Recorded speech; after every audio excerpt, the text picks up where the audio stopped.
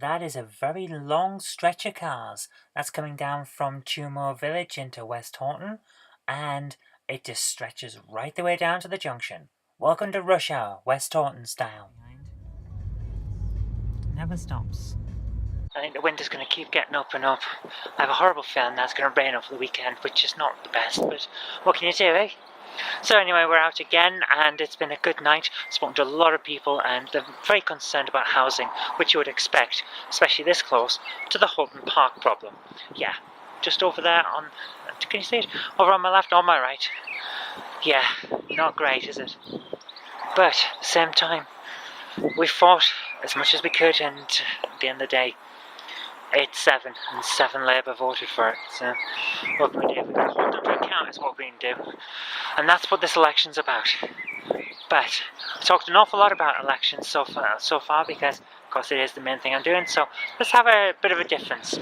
Like my ward colleague Christine, she's mentioned a lot that I seem to have a bit of a childish side. I like to climb on things and jump off things.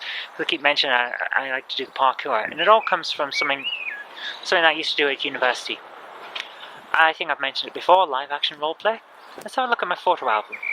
So, my photo album. Let's have a look at that.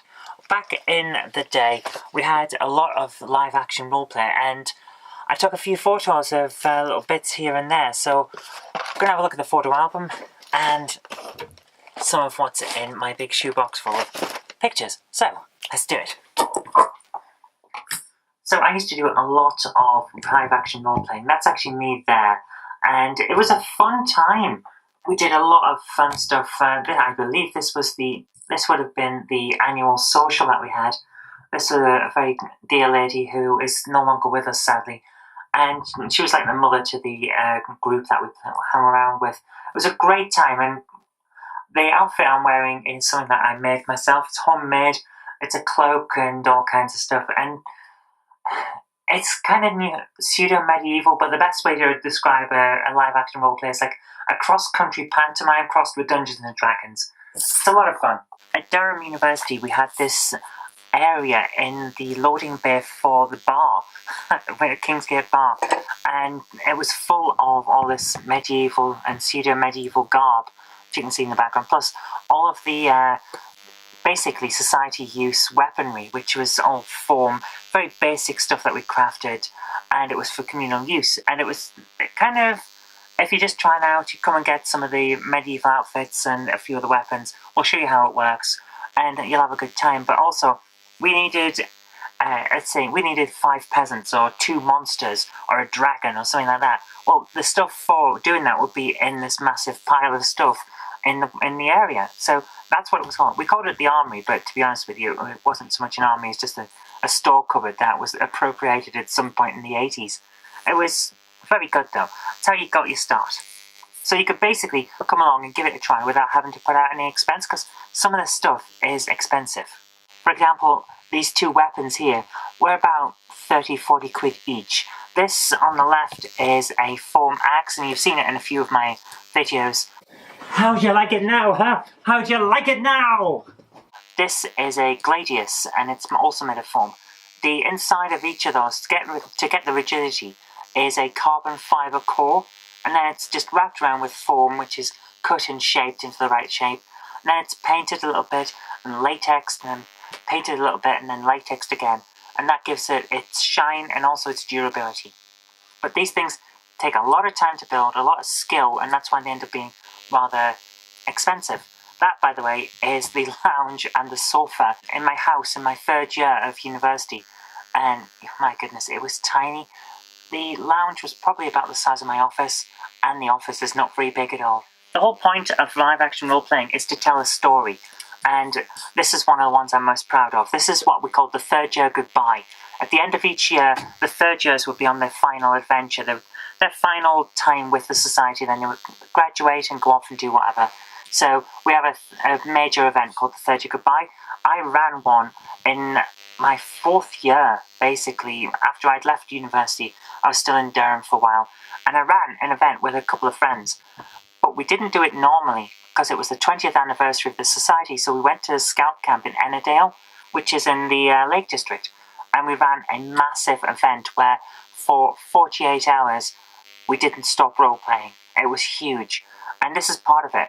A big confrontation between separate factions that were involved in this story that we'd all weaved together, and which the people that were attending took and ran with, and it was an amazing event. So we had this guy here who was dressed as a generic wizard because he was pretending to be a wizard, and it was so funny because the advantage of that kind of thing is you can do an awful lot of tricks with live role-playing.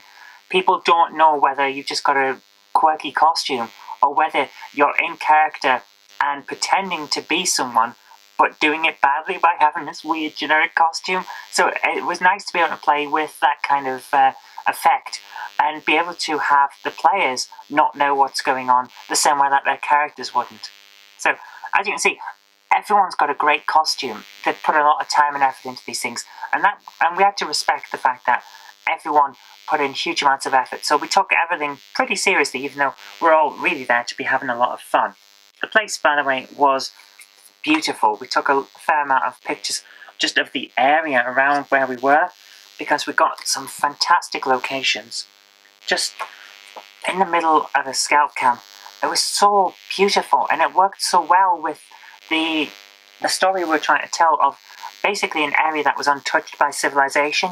So to have an area that literally was untouched by civilization for the most part as our setting was just amazing and so beautiful.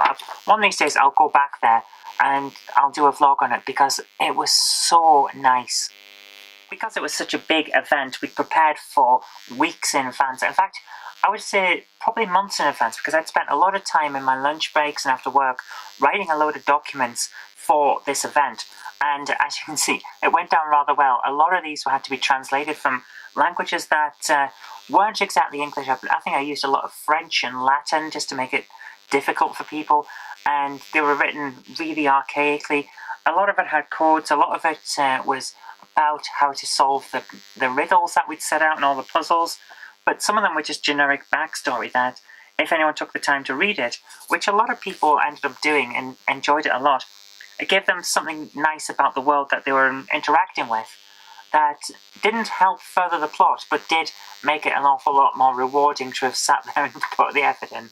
But not all of it was about that. Sometimes it was about food and drink and chats and having a few games that were there, which was always great. And yes, as a final point, we did use the swords. A lot of battles, a lot of fights, and yes, if you get hit by one of those swords in the wrong way, it does hurt a lot. In fact, I've got 4 cracked teeth from a few fights that went wrong, but it's the nature of extreme sports. That's just how it is. But like I said, it's a lot of fun, and look at this. This is all also foam and latex and things like that. It was basically an exoskeleton for a demon, but there was a lot of good stuff going on. It was such a good time. As you can imagine, live action role-playing is not for everyone, but for those of us who love it, it's an amazing event. It's something that I really treasure from my time at university for the first time. And I have to admit, a lot of what I do now with my video work and Game Hammer reviews and all of the short films and things that I've made, every part of that comes from what I did with live action role-playing. The costumes, the improvisation when we can't remember the scripts, the stunts that we do occasionally, things like that. With The Locket, for example, my first short film, all of the parts in there with the combat and the costumes and things like that, it all comes from live action role-playing. The ability to attack the camera with a weapon and then stop straight away. It's called pulling your blow, so you go in for an attack and then pull back on the wrist slightly so that the blow wouldn't hit very hard, and as a result you can look like you're attacking and slapping straight into someone's arm with a sword, but all they'll feel is a light tap at the end. Things like that. There's a lot of little skills. Pulling your blows is very useful in filmmaking, but the weapons we used, the costumes and things like that, still got them. I still love them, and it's not something I have a huge amount of time to do anymore. It would be great if I did, but I don't. It's just one of those things, but my love of it still lives on in the films and stuff that I make now. And sometimes I just like to remember all the fun times that we had and stuff that we did. And sometimes that comes out in the conversations that I have with my colleagues. They have no idea what I'm talking about when I do that, but it was a lot of fun. Anyway, I just wanted to share a little bit of that. Not go too deep because I really don't have the time at the moment. Maybe at some other point we'll go into it in more detail. But for now, there's a quick look into my past. Okay, see you tomorrow. Today's video is brought to you by my graphic novels, The Collected Life of Naughty Mouse, Volume 1, All Over the House, Volume 1, and All Over the House, Volume 2. Thank you.